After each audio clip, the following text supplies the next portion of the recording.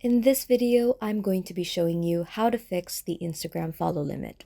So when you go into Instagram and you're following a bunch of people, there are a couple of different limitations that Instagram has. First is you cannot follow more than 7,500 different accounts. So if you reach this limit, you can't follow another account without unfollowing the other ones. Another limit is a time limit based on how many accounts you can follow within a certain time period. So, for example, if you follow more than 50 accounts within an hour, you can be flagged on Instagram as basically a bot or a third party service trying to follow then unfollow a bunch of people to get new followers.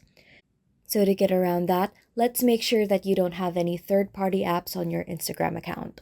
So, go to your profile and tap the three lines at the top right here, hop into settings, and tap on help.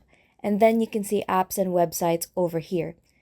If you go in here, make sure there's no third party app or website there. And if there is, I would remove their access from my account, and this would stop causing these issues.